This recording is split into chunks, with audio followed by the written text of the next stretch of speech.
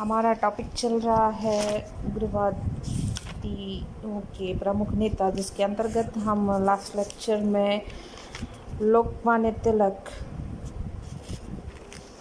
Discuss कर चुके। आज हम करेंगे दूसरे प्रभावशाली उग्रवादी नेता, जिनका नाम है लाला लाजपत राय। लाला लाजपत राय का जन्म 28 जनवरी 1865 ईस्वी को पंजाब के फिरोजपुर जिले के दूधी के नामक गांव में एक साधारण वैश्य परिवार में हुआ। उनके पिता राधा कृष्ण फारसी के अध्यापक थे। 1879 में लाला लाजपत राय ने लुधियाना के मिशन स्कूल में प्रवेश लिया। लुधियाना से वे लाहौर चले गए और वहां उन्होंने राजकीय कॉलेज से एंट्रेंस परीक्षा उत्तीर्ण कर 1882 में मुख्तार कनिष्ठ वकील बन गए। 1886 में मुख्तार से वकील बन गए और उन्होंने हिसार में अपनी वकालत प्रारंभ की। 1892 में लाहौर चले आए और वहां वकालत प्रारंभ किया। अपनी योग्यता व वाक्शक्ति के आधार पर उन्होंने वकालत के व्यवसाय में बड़ी ख्याति और संपत्ति अर्जित कर ली और उसके पश्चात उन्होंने आर्य समाज की सेवा प्रदान करना शुरू किया। पंडित शिव नारायण अग्निहोत्री के प्रभाव में लाला जी ने शुरू में ब्रह्म समाज की गतिविधियों में भाग लेना शुरू किया था, परंतु बाद में वे पंडित गुरुदत्त, लाला हंसराज तथा लाला साईदास ने उन्हें आर्य समाज की ओर आकृष्ट कर दिया।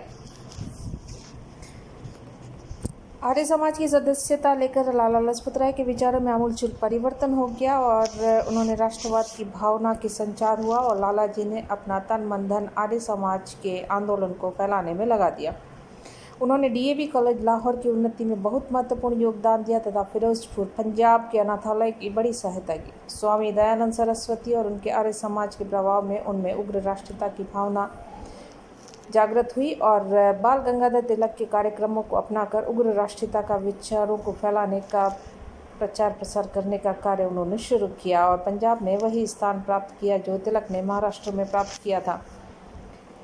उनका सक्रिय राजनीति में प्रवेश हुआ और राज्य सर्वप्रथम 1888 के कांग्रेस के इलाहाबाद अधिवेशन में भाग लिया, परंतु पंजाब में आर्य समाज के कांग्रेस विरोधी दृष्टिकोण के कारण लाला लाजपत राय ने 1889 से 1892 तक कांग्रेस के कार्यों में विशेष कोई रुचि नहीं दिखाई।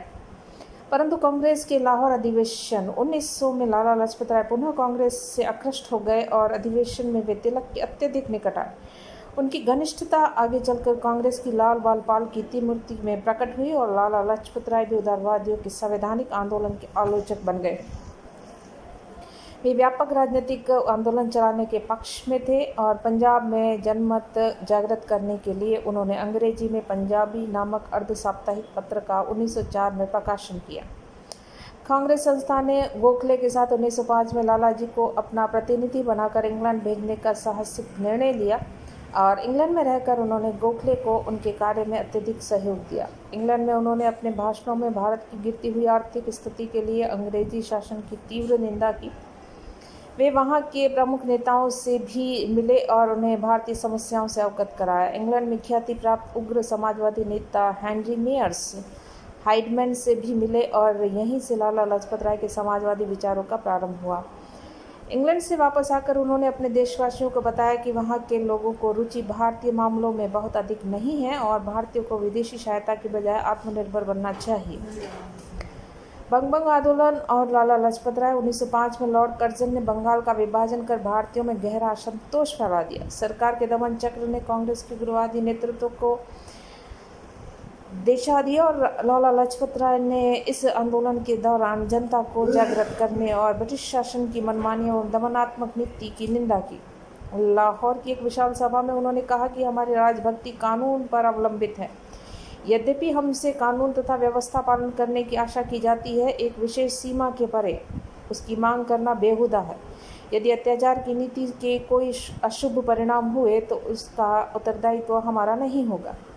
इस तरह के भाषणों के कारण लाला लाजपत राय का नाम शासन की दृष्टि में अखरने लगा और दूसरी तरफ लाला लाजपत राय ने पंजाब में स्वराज, स्वदेशी, बहिष्कार एवं राष्ट्रीय शिक्षा के कार्यक्रमों को चलाया और हिंदू मुस्लिम एकता का प्रचार किया। कांग्रेस के बनारस अधिवेशन 1905 में लाला लाजपत राय ने उदारवादियों की प्रार्थना तथा याचिकाओं की नीति का विरोध किया और कांग्रेस के मंच से निष्क्रिय प्रतिरोध की नीति अपनाने का आग्रह किया। कांग्रेस के कलकत्ता अधिवेशन 1906 ईस्वी में जो हुआ था, उसमें लाल बालपाल के प्रभाव के कारण कांग्रेस के अध्यक्ष दादा भाई नौरोजी ने स्वराज शब्द का प्रथम बार प्रयोग उग्रवादियों के विरोध को शांत करने के प्रयास के रूप में किया। कलकत्ता अधिवेशन से लौटकर लाला लाजपत राय ने पंजाब के किसानों में व्याप्त असंतोष को सही नेतृत्व प्रदान किया। पंजाब में भूमि संबंधी नए कानूनों के कारण किसानों का आंदोलन विद्रोह के रूप में परिणत हो गया। इस आंदोलन के लिए सूफी अम्बा प्रसाद तथा अजीत सिंह ने भारत माता नाम की संस्था का निर्माण किया। संस्था के माध्यम से यह आंदोलन उग्र बन गया। इससे अंग्रेजी शासन बौखला गया और इस आंदोलन के संदर्भ में बहुत से लोग बंदी बनाए गए। 9 मई 1907 को लाला लाजपत राय और किसान नेता अजीत सिंह को राजद्रोह के आरोप में देश से निर्वासित कर बर्मा के मांडले जेल में भेज दिया गया। लाला जी को बंदी बनाया जाना एक असाधारण घटना हो गई और इसकी इतनी व्यापक एवं तीव्र प्रतिक्रिया हुई कि विवश होकर सरकार को पंजाब के काले कानूनों को रद्द करना पड़ा और लाला जी को रिहा करना पड़ा। बंदी जीवन में उन्होंने पुस्तक लेखन के साथ साथ स्वाध्याय की ओर विशेष ध्यान दिया। मेरी निर्वासन की कहानी उनकी इसी बंदी जीवन की कथा है। 1907 में जब वे वापस लौटे तब उनका विजयी सैनिकों की भांति सभी जगह स्वागत किया गया। कांग्रेस से निष्कासित। कलकत्ता अधिवेशन में उग्रवादियों ने स्वदेशी विदेशी वस्तुओं के बहिष्कार एवं राष्ट्रीय शिक्षा संबंधी कुछ प्रस्ताव पास करवा लिए थे, लेकिन उदारवादी इन प्रस्तावों को कार्यान्वित करना नहीं चाहते थे। वे कांग्रेस के संविधान में ऐसा संशोधन करना चाहते थे ताकि 1906 के स्वीकृत सभी प्रस्ताव स्वतः ही समाप्त हो जाए। ऐसे में कांग्रेस के दोनों पक्षों में मतभेदों की खाई चौड़ी होती चली गई। कांग्रेस के सूरत अधिवेशन 1907 के लिए उग्रवादियों ने कांग्रेस के अध्यक्ष पद के लिए लाला लाजपत राय को नाम प्रस्तावित किया। उदारवादियों ने उसके मुकाबले में रास बिहारी घोष का नाम प्रस्तावित कर दिया और चूंकि उस समय कांग्रेस में उदारवादियों का बहुमत था, लाला जी ने अपना नाम वापस ले लिया। तिलक ने मंच पर आकर अध्यक्ष के निर्वाचन के संबंध में कुछ आपत्तियां उठानी चाहिए, किंतु उन्हें बोलने की अनुमति प्रदान नहीं की गई।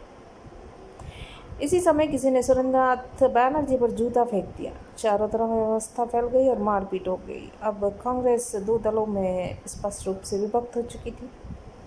लाला लाजपत राय ने दोनों पक्षों में समझौता कराने का प्रयास अथक किया। परिणाम कुछ न निकल पाया दोनों पक्षों की हठधर्मिता के कारण। उदारवादियों ने अपना अलग सम्मेलन किया और अपना अलग विधान बना दिया। नए विधान के अनुसार उदारवादियों ने उग्रवादियों को कांग्रेस से निष्कासित किया और इस प्रकार लाला जी कांग्रेस में निष्कासित हो गए। फिर भी उन्होंने तिलक व अपने अनुयायियों के साथ अपना आंदोलन जारी रखा।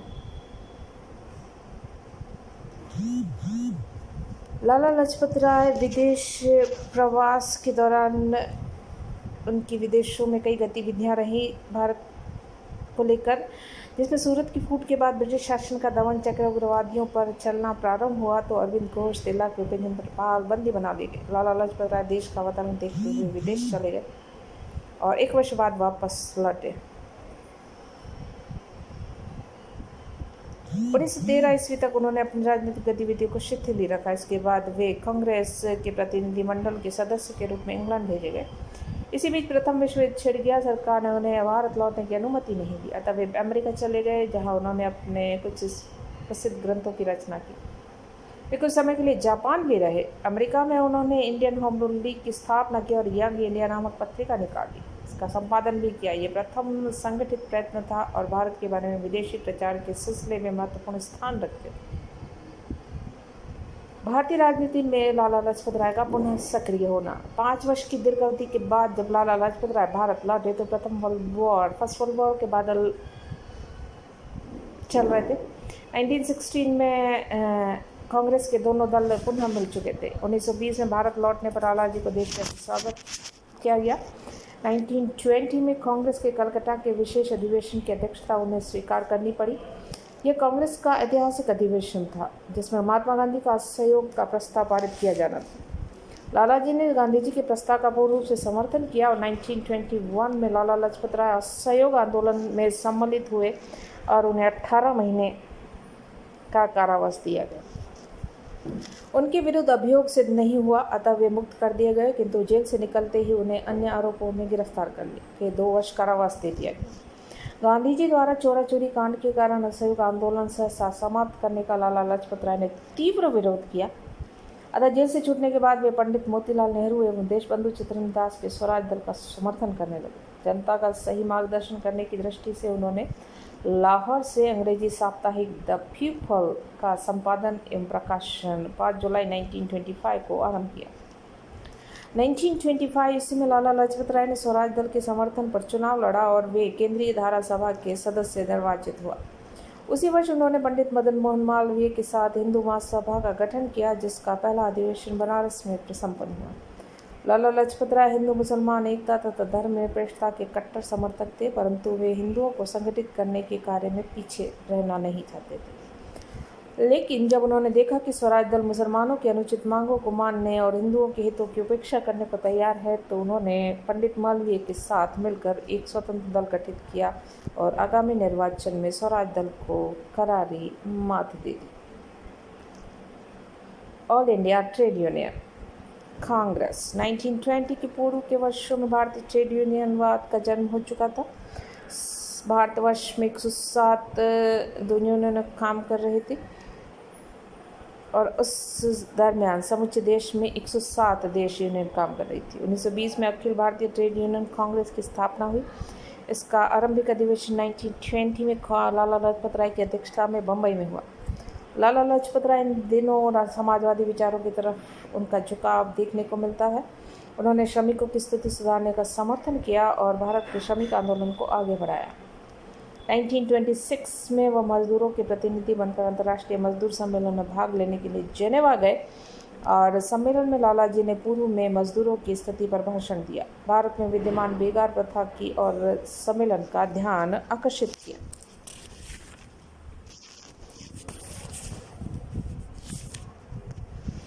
अंतिम संघर्ष और मृत्यु। भारत में किए जाने वाले संवैधानिक सुधारों के बारे में सुझाव देने के लिए 1927 ईस्वी में ब्रिटिश सरकार ने साइमन कमीशन की नियुक्ति की, क्योंकि इस कमीशन में भी एक भी भारतीय नहीं था। अतः कांग्रेस ने इसका बहिष्कार करने का निश्चय किया। भारत में जहां भी साइमन कमीशन गया वहां उसे काले झंडे दिखाए गए और साइमन कमीशन वापस जाओ के नारे लगाए गए। पंजाब में लाला लाजपत राय ने नेतृत्व संभाला। 17 नवंबर 1927 को अपने पत्र पीपल में उन्होंने साइमन कमीशन बहिष्कार के लिए लेख लिखा। 20 अक्टूबर 1928 में को कमीशन पंजाब में प्रविष्ट हुआ। 13 अक्टूबर 1928 को साइमन कमीशन के विरुद्ध लाला जी के नेतृत्व में एक विशाल जुलूस निकाला गया। पुलिस के एक अधिकारी सैंडरसन ने लाला जी पर जमकर लाठियां बरसा दी, जिससे उनकी छाती पर संगीन चोटें आ गई। ऐसा लगा जैसे कि समस्त ब्रिटिश शासन लाला लाजपत राय को अपने मार्ग से हटाने का प्रयास में जुट गया।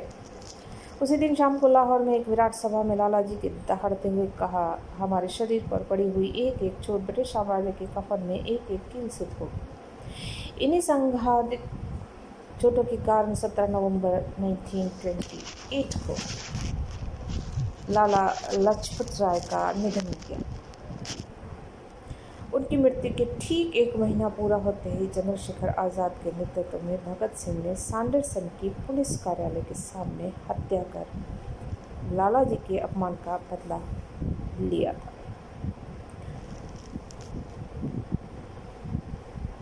पंडित जवाहरलाल नेहरू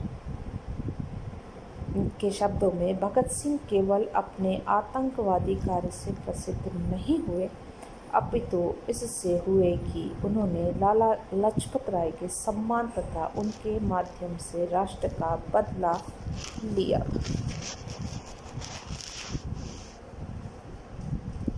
जोसिया वेजवुड के शब्दों में लाला लाजपत राय रचनात्मक राष्ट्रवाद के पक्ष में थे और उन्होंने अन्याय एवं दमन का एक ऐसा विरोध किया जिसके कारण युगों युगों तक उदारवाद उन पर गर्व